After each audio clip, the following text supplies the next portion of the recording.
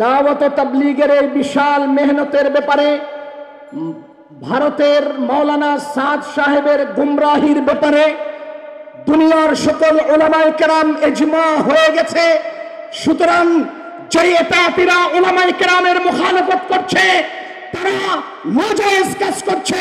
উলামায়ে কেরামের মুখালেফত করে এতাতিদের ক্ষমতায়ন, অতীতের সরকারের দোসরতা, তাদের গোলামি করে এই দেশে এতাতিদের ক্ষমতায়ন করার চেষ্টা করেছে। আল্লাহর কসম, উলামায়ে কেরামের ঐক্যবদ্ধ ইজমায়ের পরে এতাতিদের কোন কর্মকাণ্ড বাংলাদেশে প্রতিষ্ঠিত হবে না, হবে না, হবে না।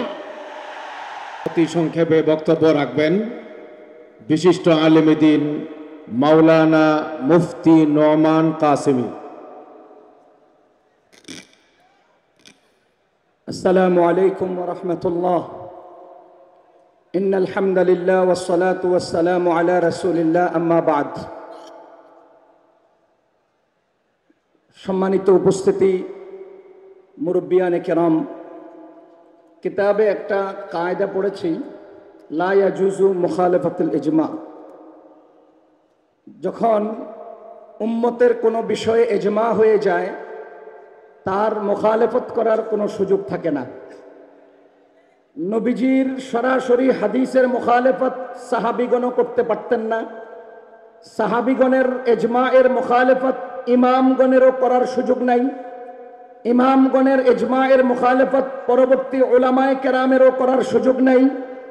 উম্মতের উলামায়ে কেরামের মুখালেফত পৃথিবীর অন্য কোনো জনসাধারণের করার সুযোগ নাই।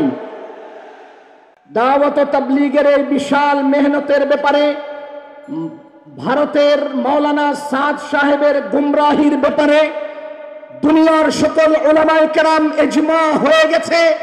সুতরাং যে এতাতিরা উলামায়ে কেরামের মুখালেফত করছে তারা নাজায়েজ কাজ করছে।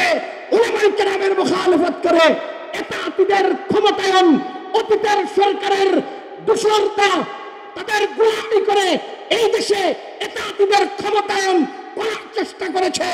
আল্লাহর কসম, উলামায়ে কেরামের ঐক্যবদ্ধ ইজমায়ের পরে এতাতিদের কোন কর্মকাণ্ড বাংলাদেশে প্রতিষ্ঠিত হবে না, হবে না, হবে না।